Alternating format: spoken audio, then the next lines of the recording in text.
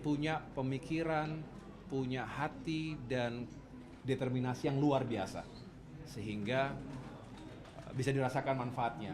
Tentu bukan hanya untuk diri sendiri atau keluarganya, tapi juga untuk masyarakat, untuk komunitas, bahkan ditarik yang lebih luas, ada kontribusi yang penting untuk bangsa dan negara. Jadi saya senang bisa hadir secara langsung. Tadi saya menyerahkan penghargaan untuk kategori pejuang atau pahlawan lingkungan kepada Bapak Son Haji yang bersama komunitasnya telah menanam dan menjaga mangrove di pesisir, ya, di pesisir utara Kabupaten Bekasi.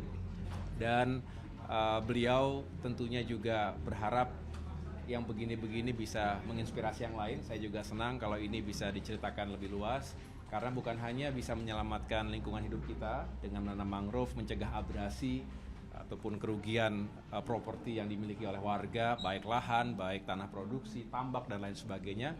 Kemudian bukan hanya itu, sebetulnya mangrove itu sangat baik untuk bisa menyerap dan menyimpan karbon. Karbon yang tentu kita harus cegah emisinya. Bahkan kita punya semangat net zero emission 2060, dan Indonesia sebagai negara yang besar ini punya kontribusi yang real juga. Tetapi tidak bisa hanya pemerintah. Ini harus dilakukan oleh semua, termasuk seluruh anggota masyarakat. Jadi cerita Pak Son Haji ini menjadi sebuah inspirasi, tapi juga harus bisa disinergikan dengan upaya-upaya yang lain. Mudah-mudahan bukan hanya menyelamatkan bumi, tapi juga tadi kalau carbon trading, carbon market itu bisa semakin tumbuh dan berkembang, kita bisa menghadirkan nilai ekonomi, karena yang diserap itu bisa diperjualbelikan dalam sebuah pasar karbon yang juga sekarang semakin mengemuka di dunia. Jadi selamat kepada Pak Son Haji dan semua pahlawan lingkungan dimanapun berada. Bumi kita hanya satu. Bumi kita hanya satu, anak cucu kita punya hak yang sama dengan kita. Dan ke depan kita harus sama-sama jaga ini semua, termasuk saya sekarang sebagai Menko di bidang infrastruktur dan pembangunan kewilayahan, harus bisa meyakinkan pembangunan fisik di seluruh Indonesia, selain berkeadilan, selain untuk memajukan pertumbuhan ekonomi dan juga kesejahteraan rakyat, harus ditujukan untuk mempreservasi atau memproteksi lingkungan hidup kita. Karena sekali lagi, itu adalah tanggung jawab kita semuanya. Tapi kalau melihat SCTSP sendiri gitu kan, selalu mengadakan acara-acara seperti ini gitu kan. Menurut Bapak sendiri? Sangat baik, dan ini menginspirasi semuanya. Sekali lagi, dari berbagai sektor kehidupan tentu selalu hadir cerita-cerita yang bukan hanya menarik tapi menggugah kita. Tadi ada juga kita tahu saudara kita penyandang disabilitas yang tidak pernah menyerah, mengatasi kesulitan dalam kehidupannya saja sesuatu perjuangan yang luar biasa. Tapi setelah itu dia kontribusi untuk dunia pendidikan, untuk hal-hal lain yang positif. Hanya hormat dan rasa bangga, dan kita harus semakin bersyukur. Kita yang nggak punya kekurangan secara fisik nggak boleh kalah dan harus bisa menjadi bagian dari solusi juga gitu. Belum lagi di bidang yang lain, tadi ada dokter di bidang kesehatan, ada di bidang pendidikan, termasuk juga tadi ada pejuang ibu-ibu yang menjadi ibu dari para pejuang kanker. Ibunda saya, almarhum Ibu Ani, meninggal karena kanker. Jadi begitu mendengar kata kanker dan ada seorang ibu yang karena kehilangan putra atau anaknya di usia muda, kemudian sekarang berjuang untuk agar anak-anak yang menderita kanker itu bisa survive. Ini sekali lagi sesuatu yang sangat kita syukuri dan kita apresiasi. Oleh karena itu selamat kepada Liputan 6 SCTV yang selalu menghadirkan cerita-cerita positif, inspirasi untuk kita semuanya. Pak, saya mungkin sedikit setelah kemarin pembekalan dan retret, boleh diceritakan pengalamannya, ada seruan apa di sana atau arahan penting? Iya, pertama saya rasa Kabinet Merah Putih merasa sangat senang karena ini merupakan sebuah bentuk kebersamaan. Langkah awal Kabinet Merah Putih ini diawali dengan sebuah acara, sebuah rangkaian kegiatan yang bukan hanya sebagai icebreaker, tetapi juga membuat kita lebih mengenal satu sama lain, lebih memahami tugas masing-masing, karena pemerintahan itu kompleks. Tugas-tugas pemerintah juga terus bertambah dengan kemajuan zaman dan disrupsi hari ini dan ke depan, sehingga menteri-menterinya harus cakap, menteri-menterinya juga bukan hanya cakap, tapi harus mengedepankan sinergi dan kolaborasi. Sering kita mendengar istilah super team. Nah, mudah-mudahan itu adalah bagian dari upaya Bapak Presiden Prabowo Subianto untuk membentuk super team. Telah dipilih, telah ditugaskan oleh beliau sejumlah putra-putri bangsa untuk bisa membantu beliau dalam pemerintahan 5 tahun ke depan agar sukses dan bisa mewujudkan visi misi yang sekali lagi ingin Indonesia kita makin maju dan makin sejahtera rakyatnya. Jadi kalau ragam kegiatannya menarik, mungkin sudah banyak yang di-spill juga. Sampai seragamnya kompak, tapi bukan berarti ini kok jadi kayak militer dan lain sebagainya. Itu hanya bagian dari semangat beliau agar kenapa tidak kita juga punya leadership, punya karakter, termasuk semangat patriotisme, nasionalisme, seperti yang diajarkan juga oleh militer. Saya sendiri sebagai alumni Akademi Militer tahun 2000 kembali ke Lembah Tidar kemarin, nostalgia.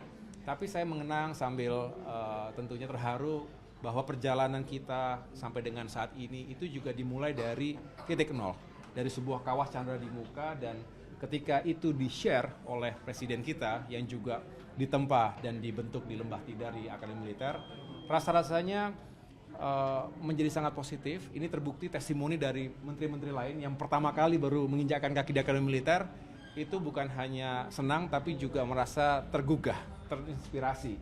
Dan nilai-nilai itu yang penting dimanapun, tidak hanya di militer, di dunia pemerintahan, di politik, dunia usaha, dunia olahraga, sama. Leadership, karakter yang unggul itu dimulai dari disiplin, dari kekompakan, dan juga dari semangat mencapai tujuan yang besar. Terkait pesan khusus dari Pak Prabowo, apakah ada begitu khusus untuk Kemenko? Banyak, sebetulnya banyak, tapi saya hanya cerita di sini satu saja. Beliau ingin pemerintahan ke depan ini benar-benar fokus bekerja. Jadi kita setelah dikumpulkan di Magelang kemarin, tentunya harus segera melakukan langkah-langkah awal konsolidasi, karena kita juga tahu cukup banyak pos pemerintahan yang baru atau ada pemisahan dari satu pos kementerian, bahkan ada satu pos kementerian menjadi 3 gitu misalnya. Nah, saya sendiri Kemenko, Kementerian Koordinator di bidang infrastruktur dan pembangunan kewilayahan, ini kan sesuatu yang baru. Walaupun tentu ada kesinambungan dari kerja-kerja Kemenko lainnya, termasuk Kemenko Maritim dan Investasi, Kemenko Ekonomi sebelum, dan dari kementerian atau lembaga yang lainnya, kami sedang mencoba untuk merapikan ini agar strukturnya, kemudian ruang atau lingkup kerjanya, otoritas dan pengambilan keputusannya juga bisa ditetapkan dari awal, walaupun terus ada penyesuaian dan juga penyempurnaan. Tapi paling tidak kalau kita mengawali langkah ini dengan membangun sistem yang baik, ekosistem yang juga baik, saya rasa kerja-kerja kabinet dan pemerintahan bisa dikawal dengan baik juga. Artinya bisa mengantisipasi ego sektoral ya Mas, apalagi kan Nah, anggapannya ini kabinet gemuk gitu. Iya, itu menjadi tantangan bagi semua birokrasi di pemerintahan negara manapun. Ada seolah-olah ada garis-garis batas yang tebal yang sulit untuk ditembus. Nah, padahal era saat ini dan ke depan yang semakin borderless, semakin penuh dengan ketidakpastian dan banyak disrupsi, itu tidak boleh terlalu kaku. Jadi hierarki juga nggak bisa terlalu kaku, kemudian lintas sektor itu juga tidak boleh terlalu kaku, harus fleksibel dan harus banyak sinkronisasi dan kolaborasi di dalamnya. Karena kalau tidak, kita akan bekerja sendiri-sendiri, menjadi tidak efisien, tidak efektif, anggaran mungkin juga bisa tidak tepat sasaran, dan pada saat itu masyarakat tentu akan berharap pemerintahnya lebih responsif dan adaptif lagi gitu. Jadi saya rasa apa yang disampaikan oleh Pak Presiden itu sangat-sangat penting untuk kita jalankan. Oke, Mas Menko, akhirnya Menko Infrastruktur bisa dapat kantor nih Mas. Apakah sudah mulai berkantor dan bagaimana Pak stafnya gitu? Iya, saya juga terus lagi membenahi ya. Kita ditempatkan nanti di gedung ataupun kantor yang dulu menjadi gedung atau kantor Kemenko Marves, dan saat ini masih terus ditata-tata karena tadi organisasinya pun masih kita rapikan. Sambil berjalan tentunya kita sudah bisa, kalau saya prinsipnya bekerja di mana saja. Saya juga cukup sering, mungkin teman-teman yang mengikuti saya di kegiatan di lapangan, saya bisa bekerja di mana saja, termasuk mengambil keputusan di mana saja. Ada 5 kementerian teknis di bawah Kemenko Infrastruktur ini. Saya tentu bisa pindah-pindah tempat, pindah-pindah ngantor sambil belanja masalah.